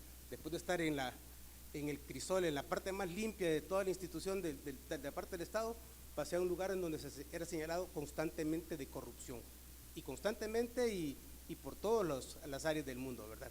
Por corrupción. Sin embargo, cuando ya uno se encuentra dentro de la institución, de la aduana, de la Dirección General de Impuestos Internos, se va dando cuenta del alto contenido de valores y de la gran capacidad para gestionar problemas que tienen los funcionarios dentro de estas instituciones. Y diría yo de una gran capacidad religiosa y de honradez que hay allá. Pero siempre la visión, la percepción es de mucha corrupción. Así que había que hacer algo también para caminar en ese paso. Y aquí tuvimos la ayuda de muchos organismos internacionales Y recuerdo muy bien una frase que nos decían: lo que no se conoce no se puede medir, y lo que no se mide no se puede mejorar. Lo que no se mejora se degrada siempre. Eso es gestión por procesos, ¿verdad? Conocer a dónde estamos y atribuirle y trabajar todos en función del proceso, sin descuidar sin duda alguna la parte del control, la cultura de control que debe haber en cada persona que trabaja en la institución para mejorar nuestros procesos. Así que en El Salvador, el artículo 1 de nuestra Constitución dice que El Salvador reconoce a la persona humana como el origen y fin de la actividad del Estado. Está organizado para la consecución de la justicia, la seguridad jurídica y del bien común. Hablar del bien común es hablar de alguna manera de la eficiencia que debe de haber en todo el Estado, en todas sus organizaciones, independientemente del lugar en donde estamos. Para ese fin, como usted lo acaba de plantear muy bien, debemos de conocer, tenemos que tener la información relevante de nuestras instituciones, y eso es conocer cuáles son nuestros procesos internos en cada institución, desde la parte micro hasta que el presidente conozca todos sus procesos y que él esté conocedor de lo que estamos haciendo cada uno de nosotros. Esto nos va a llevar o nos facilita tomar decisiones correctas. Para eso pues hay que arrancar de algo, tener líneas de base, conocer cuáles son los números de expedientes tramitados, cuántas funciones. Recuerdo que en la aduana nosotros reconocíamos que teníamos, en una aduana tan pequeña como El Salvador, 3 millones de operaciones en el año. De esos, decíamos, 1.500.000 eran operaciones de tránsito terrestre. Paso por la frontera, ahora la bonita frontera del Amatillo, que ahora está nueva y está hermosísima. La frontera más importante de Centroamérica, porque confluye todo el tránsito de México, de Guatemala, Honduras. El Salvador es el país de tránsito. Nuestras calles, nos conectábamos con la gente de obras públicas a conocer qué es lo que teníamos acá. Pero entonces, conocer nuestros procesos es importantísimo. ¿Cuántos teníamos? ¿Cuánto hacíamos?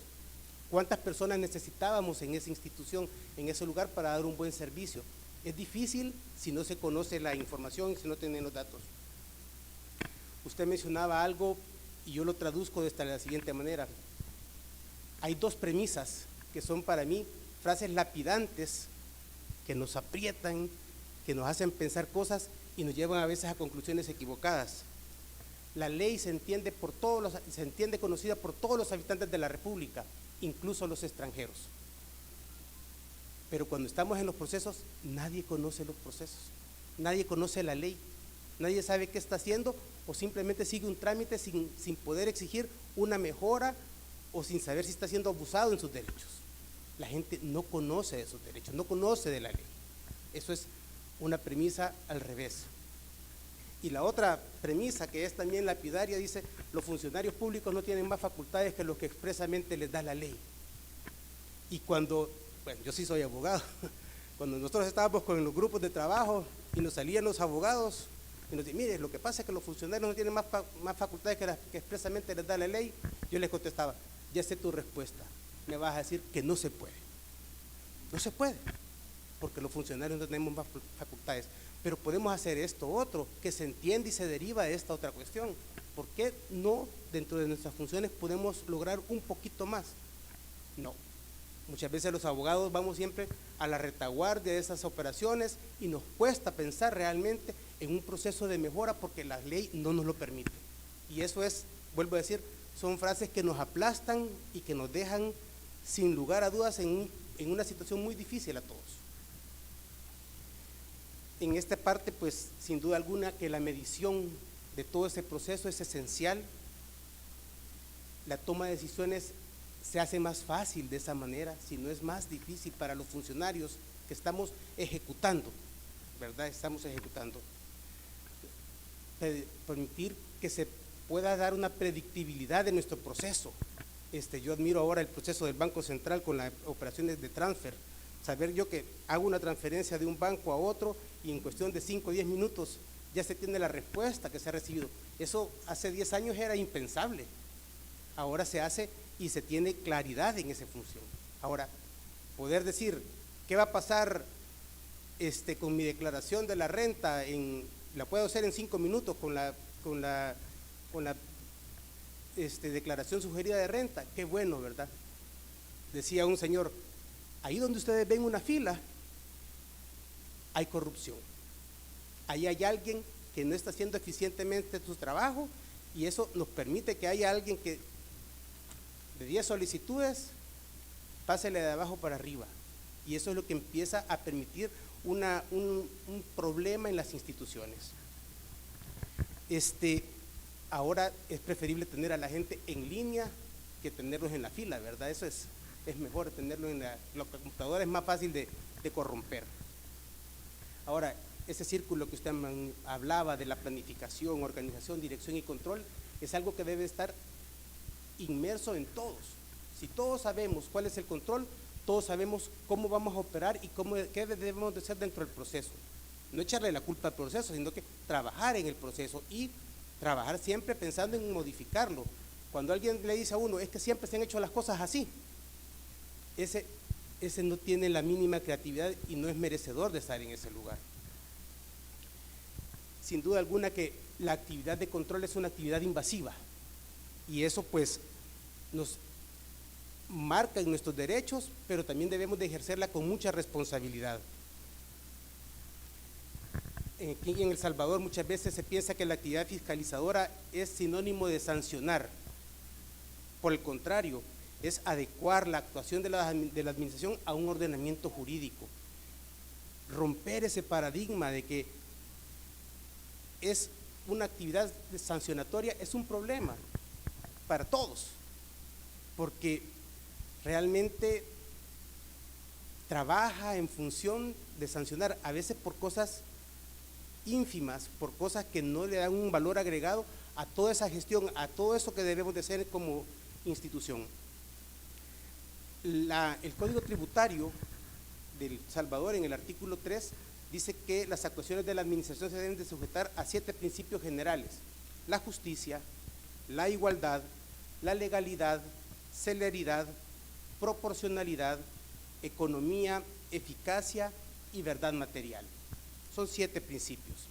Pero yo siempre me detenía y estudiaba con mucho gusto. Como yo trabajaba en el Banco Central y no conocía mucho de tributario, yo empecé a leer el Código Tributario y me quedé en el artículo 3, ya no estudié más, tres artículos. Me encantaba mucho el principio de proporcionalidad. Los actos administrativos deben ser cualitativamente aptos para alcanzar los fines previstos, debiendo escogerse para tal fin entre las alternativas posibles las menos gravosas para los administrados, y en todo caso la afectación de los intereses de estos debe guardar relación razonable con la importancia del interés colectivo que se trata de salvaguardar.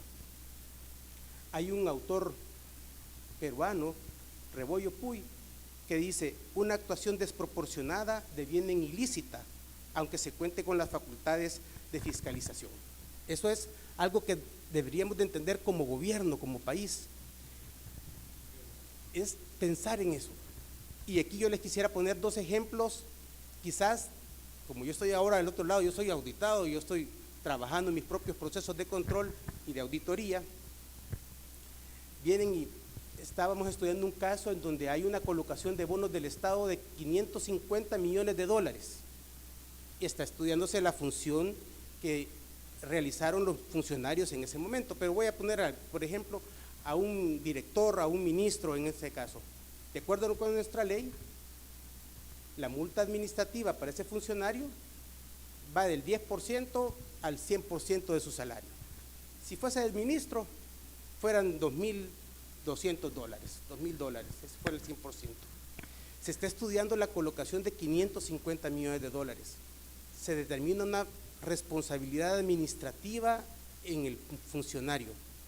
Quiere decir que de llegarse a sancionar eso, la multa administrativa representaría el 0.0000045% del valor de una colocación de 550 millones de dólares. ¿Qué pasó? ¿Qué es lo que vamos a investigar dentro de todo eso? ¿Qué es lo que se está queriendo sancionar o qué es lo que se está queriendo revisar en una colocación de 550 millones de dólares? Eso representa, de alguna manera, que haya un auditor trabajando en eso, que hay un jefe de equipo revisando, que hay un revisor, que se pase al área legal, que si esto se convierte en un hallazgo, pase luego a las cortes, a los tribunales administrativos de la corte, y que si no estamos de acuerdo pasemos a una segunda instancia que podamos apelar, y si no estamos de acuerdo que vayamos a una Corte Suprema de Justicia a apelar o a pelear $2,000. Es eso lo que queremos hacer, es eso para lo que queremos nuestra Contraloría, o es eso a lo que están acostumbrados nuestros funcionarios a hacer y dirimir. El tema de nosotros es la Contraloría General como un medio de la actividad fiscalizadora de la gestión pública. ¿Cómo nos debe de ayudar la auditoría en esa gestión pública? Esa es la pregunta que debe de estudiarse, porque le debe dar un valor agregado a nuestra gestión. No quedarnos simplemente con que ya estamos sancionados y yo pago la multa y se acabó el problema. ¿Es eso lo que queremos? No es eso lo que buscamos. El auditor es el mejor amigo del administrador, el que está administrando, es el que le puede indicar y ponerle a la luz que hay algo malo, debes de revisarlo o cambiarlo cuando sea necesario, pero debemos de trabajar en eso. Esto no crea que es una cuestión eminentemente no es algo de la Corte de Cuentas de nosotros, es algo que a mí mismo me pasó cuando estaba en la Dirección General de Impuestos Internos. Aquí hay un plan que se llama Plan de Fedatarios, en donde va el auditor, llega a una tienda, pide algo, si no le dan factura, pues levanta un acta y pone una multa. Pues en una ocasión, tres flamantes auditores se van a una cafetería, se sientan, se toman el café, piden la cuenta, les dicen, es $1.20 y la factura no está. Pues tiene una sanción por $1.20 que no se había facturado. Entonces, cuando yo veo el caso, ¿verdad? Y veo que es una factura de $1.20, mire muchacho, pero solo el papel, solo que ustedes mismos hayan ido a esa cafetería, ¿cuánto cuesta para el Estado? ¿Cuánto le cuesta al Estado? Si ustedes cobran, si hacemos una división, $4 la hora, $4 por 3, son $12 en lo que fueron, vinieron, son 3 horas de por lo menos, y vamos a poner una multa de $1.20, y me dice un muchacho, pero tan agradable, no se preocupe, licenciado, la ley dice que la multa mínima es de $50, así que vamos a cobrar $50. No es eso. Entonces, la pregunta que nos hacían a nosotros como administración tributaria es, ¿y a dónde está la corrupción? ¿A dónde está la evasión fiscal? ¿A dónde está la elusión fiscal? Yo siempre me imaginaba a ese funcionario poniendo multas debajo de un montón de cosas, escribiendo, y de un montón de expedientes de $1.20, poniendo multas de $1.20, pero eran 50. Y eso no nos permite ver. Entonces, una jefa que yo tenía, la licenciada Viguer, decía, es que nosotros vemos la corrupción y vemos las hormiguitas pasando y los elefantes nos están pasando por encima. Entonces, una gestión eficiente de todo este aparato, de todo el Estado, debería de ponernos, como usted decía, que el presidente de la República realmente lidere un cambio en esta parte, porque si no, vuelvo a decir, no creo que vuelva a regresar a la Dirección General de Impuestos Internos a trabajar, ¿verdad? Pero si llegara a regresar, creo que todavía vamos a encontrar multas de $1.20 por ahí. Entonces, eso no ayuda. Algo que para mí, de lo que usted decía, es tan importante y a dónde debe de estar todo esto, sí es importante el cambio de la ley, sí es importante la reingeniería y los procesos, pero apostarle al talento humano. Cuando nosotros estamos en ese mundo administrando, en la Dirección General de Impuestos Internos eran 1,100 empleados, en aduanas eran 750, nos preparábamos al cambio y andábamos felices, ¿verdad? Y entonces decían, mira, tranquilo, agarra a ese 10% que te va a apoyar en la gestión de cambio. Sabe que hay un 80% que es escéptico, pero hay un 10% que es cínico, te va a atacar, te va a destruir, te va a denunciar porque estás loco, porque estás queriendo cambiar las cosas que siempre se han hecho acá. Entonces, efectivamente, todo este programa de cambios debe ir acompañado realmente de un una cultura de cambio del talento humano, que el talento humano se vaya acostumbrando a nuevas culturas de lo que hemos venido haciendo siempre. Es claro, ¿verdad?, que la potestad, la discrecionalidad no se le puede dar a todos. Hay un grupo pensante, conocedor, con experiencia, que debe de pensar y ayudar a cambiar. A nosotros debemos de ser que hagan lo que se les dice, ¿verdad?, y que trabajen y que nos hablen del proceso, que no se acostumbren al proceso, sino que lo estén pidiendo cambiar, porque si no volvemos a estar otra vez donde empezamos, con ganas de mejorar sin saber cómo. Así que sí, efectivamente yo creo que el control es algo que nos puede ayudar a mejorar la gestión pública. Gracias.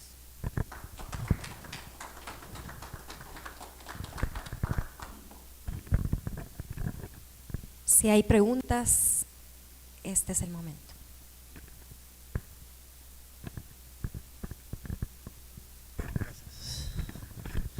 Doctor, me gustó bastante su presentación y ahora me surge una pregunta, porque he estado teniendo charlas con bastantes argentinos y siempre hemos estado hablando del Banco Central de Perú, pero con todo lo que he expuesto, pienso de que quizás es como una burbuja o tenemos información incompleta sobre el rol que ha tenido el Banco Central, porque logra mantener cierta estabilidad de precios, cierta estabilidad cambiaria y sigue aterrizando inversión extranjera en Perú, y al parecer es por la independencia del Banco Central, por la estabilidad macro que tienen. Entonces, a pesar de todos esos vaivenes, toda esa volatilidad política que hay, sobre todo en el Ejecutivo, verdad que ahora, bueno, lo magnifico todavía más comprendiendo todo esto, viendo todo esto que usted ha expuesto. Entonces, ¿cómo podemos entender, digamos, si esa independencia, al menos desde afuera, verdad? No sé qué tan adentro, qué tan pura será esa independencia, pero desde afuera así se ve, y uno juzga de que probablemente así sea por viendo los resultados de estabilidad macro que tiene Perú. Entonces, es una burbuja. ¿Por qué eso no se puede un poco replicar en otras instituciones del Estado como para mejorar la independencia, la transparencia y todos estos temas? ¿O cómo lo ve usted?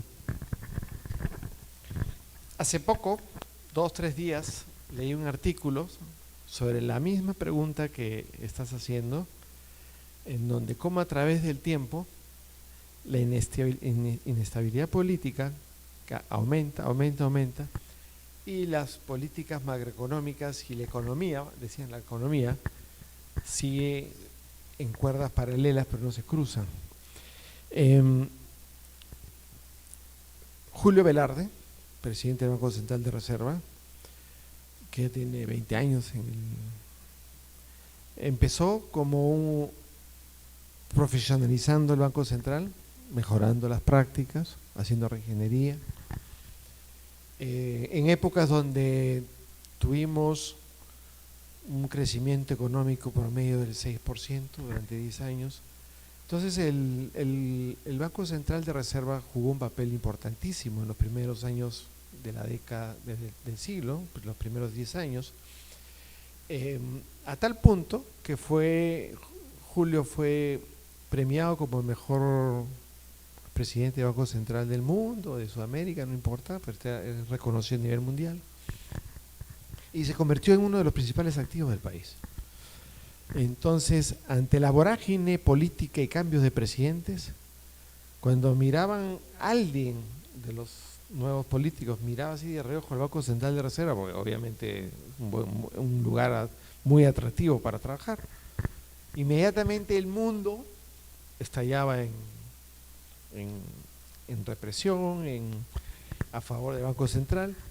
Entonces los políticos se han ido dando cuenta que mejor tener a Julio Velarde y su burbuja, que es una burbuja, tienes toda la razón, ahorita te voy a explicar, es el núcleo de la estabilidad en el país, y su palabra es su palabra. Entonces, teniendo estabilidad económica, inflación, este año tenemos una inflación altísima, 5%, ¿qué tal? 5,5%, el crecimiento del producto, estamos en el peor año, 23 es el peor año de todos, incluyendo el de la pandemia. Estamos creciendo en cero. Dicen 1% por año y cero. Entonces, ningún político se atreve a intervenir en el Banco Central de Reserva porque sabe muy bien que necesita los recursos y la estabilidad para poder hacer las obras que le convienen. Entonces, sí, es interesante este fenómeno que mencionas. Existen otras entidades como la Superintendencia de Banca y Seguros, también es otra burbuja, funciona muy bien, tenemos un sistema financiero muy sólido. Nos viene una quiebre de bancos hace muchísimos años, del siglo pasado creo, porque hacen un trabajo muy profesional también. Ahí tienen gente muy capaz y bien pagada. Fíjese, una de las cosas que yo he criticado mucho a Alan García cuando disminuye los sueldos y dice, yo voy a ganar 15.000 soles y nadie puede ganar más que yo. 15.000 soles menos el impuesto de la renta son 9.000 soles. Un presidente de Perú gana 3.000 dólares. No, 2.500. Entonces, si el presidente de la República gana 2.500, pues eso mencioné cuando los gerentes de logística ganan sus 500 dólares o 400 dólares al mes, es muy fácil. Entonces, en la medida que uno pueda pagar la alimentación de su casa, un techo, ropa, internet que es necesario, ir al colegio, un colegio más o menos, ese padre de familia no va a robar. Porque muchos ingresan al mundo de la corrupción por necesidad y luego les gusta, pues claro, le tienen la camioneta, ¿no? 4x4 y todas esas cosas, ¿no? Que son innecesarias. Pero si tuviéramos la superintendencia, la Contraloría, el Banco Central de Reserva y por ahí algunos organismos reguladores, son los que tienen mejores sueldos y mejores profesionales. ¡Oh, qué coincidencia! ¡Qué coincidencia! Y son una de las cosas, un poco de yoísmo, que lo detesto, pero una de las cosas que le decía a mis muchachos, a la gente, en las presentaciones, porque hacía presentaciones, o sea, una vez al mes salía a hablar con todos ellos y presentarles los resultados. Yo quiero que la Contraloría sea el mejor lugar para trabajar en el Estado. Quería que la gente, o sea, que había una política de recursos humanos que mirara hacia adentro. Y obviamente mi atrevimiento fue cuando llegué el excontralor, a pesar de que no estaba en la ley, se bajó el sueldo. Y yo tuve el coraje, sí, pues, me doblé el sueldo. De 15.000 soles que estaba, lo subí a 32. Porque el Banco Central estaba por el 33, el de la superintendencia. ¿Por qué? Me puse a estudiar quiénes son, en la ley, decía quiénes son las entidades que tienen que estar bajo este régimen. Y no estaba la Contraloría porque era autónoma. Obviamente me comí mis grandes gritos mediáticos, pero a mí no me importó. Valiente. Entonces se requiere valentía también. Entonces, mi defensa es, me parece estupidísimo que un presidente de la República gane 3.000 dólares, ¿no? Bueno, yo no tenía pelos en la lengua porque así tiene que ser, pues hay que saber decir las cosas y en ese entorno había congresistas que les gustaba pues pedirle favor al Contralor y se acabó pues esas cosas, ¿no? Entonces, ¿qué pasa cuando el Contralor o una autoridad no te hace caso al congresista? Se te viene con todo, pues. Apenas hay una denuncia interna, te la multiplican por 500, pues. Pero bueno, sobreviví y acá estoy. Gracias por la pregunta. ¿Alguien más? Bueno, primero que todo, muchas gracias, doctor. También hay un tema que usualmente está latente o está tras bambalinas, y es el rol de las élites políticas y económicas en los diferentes modelos de desarrollo que se han implantado en los países de América Latina. Estas élites, que están conformadas por familias poderosas, tienen puertas giratorias y tienen la capacidad, a través de ejércitos de lobby de abogados, de incidir en los congresos cuando se lleva un proyecto de ley, de incidir, de tratar de modificar estos proyectos de ley de acuerdo a su conveniencia, o de incidir obviamente en las políticas públicas que implementa el Poder Ejecutivo. Creo que este común denominador, digamos, está ahí, y obviamente, como en el caso peruano, están atenuando estas puertas giratorias o, digamos, para tratar que las entidades o las instituciones funcionen, sobre todo en el tema de la Contraloría y sobre todo también en la búsqueda de ingresos tributarios que cumpla con los objetivos que están en las constituciones de la República, ¿verdad? Que es el goce de los derechos económicos, sociales y culturales de los y las ciudadanas. Muchas gracias. Gracias. Existe una ley de lobbies en el Perú. La hicieron demasiado compleja porque para ser lobista o relacionista público entre público y privado tenías que registrarte. Entonces nadie se quería registrar como lobista, pues, ¿no?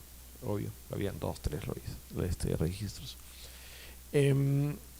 Pero Pablo Kuczynski está preso, estuvo preso hasta hace poco, ahora está en su casa, mayor de edad, ya ustedes ya saben, por lobista, por la misma puerta giratoria. Favoreció a un grupo económico cuando fue ministro de Economía, a una empresa conocida, pero el lobismo se ha convertido en una práctica muy común dentro del Congreso de la República. La política se ha deteriorado en general. Ustedes ven que desde Pedro Pablo Kuczynski hemos tenido varios presidentes. Las peleas entre el Congreso y la Presidencia de la República han traído consigo un deterioro enorme de la política, a tal punto que los congresistas de ahora pues le piden a sus trabajadores la mitad o 25% de su sueldo, les llaman mochasueldos, o ven contubernios. Hay mucha corrupción entre públicos y públicos. O sea, esos lobbies, vamos a llamarlo, vamos a girar un poquito, perdóneme don Oscar, pero es tráfico de influencias, ¿no es cierto? Hay mucho tráfico de influencias a favor o en contra de ciertas actitudes o comportamientos. Se está moviendo mucho hoy en día como consecuencia de este deterioro político que llegó a su máxima expresión con el presidente Castillo, en donde llegó todos llegan con la consigna de la lucha contra la corrupción y la ayuda a la gente necesitada, pero al final nunca he visto un caso más patético que el gobierno de Castillo metiendo a sus familiares y sus amigos para robar. O sea, sobrinos y una serie de cosas que son espeluznantes. Él no está preso por el golpe de Estado, está preso por los casos de corrupción. El golpe de Estado es una llaga más, pero realmente fue espeluznante. Entonces llega pues este gobierno y hoy en día el tráfico de influencias o el lobby es una práctica que la vemos a diario. Siempre ha habido, siempre va a haber los poderes del Estado, mientras no empiecen a funcionar ese ecosistema de control donde el control el ejecutivo, cuando sea la verdadera reingeniería del Estado y hayan sanciones fuertes para alguien que, por ejemplo, estos casos de congresistas inescrupulosos que le quitan la plata a los empleados, o congresistas inescrupulosos que se venden por un voto. Los votos se venden, se compran y se venden. Lo hemos visto con mucha frecuencia. En la medida que no hayan sanciones, insisto, no hayan sanciones fuertes para los que abusan de su poder en beneficio propio, no va a parar. Va a existir. Igual en los privados, ¿sí? las élites privadas y las élites políticas siempre se van a juntar en la medida que puedan hacerlo, que el sistema se lo permite y que la población se lo permita. Nosotros tuvimos el caso cuando nombraron a un presidente que duró una semana, ya no importa su nombre, duró una semana. La gente no le gustó y salió masivamente a la calle. Hace tiempo que no salía la gente a la calle y salió, y hubieron 2 muertos, que se llama el famoso caso Inti y Brian. Pero porque no le gustaba a Merino, ya me acuerdo de su nombre, no le gustaba. No, o sea, el Congreso dio un golpe o sacó al presidente y el presidente del Congreso tenía que asumir, porque así dice la Constitución, la gente salió masivamente a la calle. Pero lo mismo deberían hacer masivamente cuando ven a los mochasueldos, le dicen los niños, porque el presidente de la República les llamaba a los niños, a los congresistas que se moría de miedo. Los niños ya están avisados, entonces a los niños les daban plata. Conocidísimo, con pruebas, está en la denuncia de la fiscalía. Entonces, impunidad es lo que hay que eliminar. Podemos seguir hablando de los distintos modos como opera la corrupción. Sin embargo, mientras hay impunidad y no se sancione, y la sociedad civil, hay varias organizaciones en Perú también y aquí, pero la más fuerte es la calle. Mientras la calle no se anime a repudiar los actos de corrupción. Miren, esta es la semana el 8 de diciembre es el Día Nacional Día Mundial de la Lucha contra la Corrupción. Es el día en Perú hay hasta el día del pollo a la brasa, ¿no? O sea, un plato típico. Día del ceviche. Festejan. El día de la lucha contra la corrupción. Poca publicidad. Los medios son muy importantes en lo que es la campaña. Dejar de fumar, cinturón de seguridad, no tolero la corrupción, como dice mi campaña, stop corrupción. Yo me pregunto, ¿por qué los medios de comunicación y la sociedad y la empresa privada que tiene plata? Es una gran campaña de 10 años.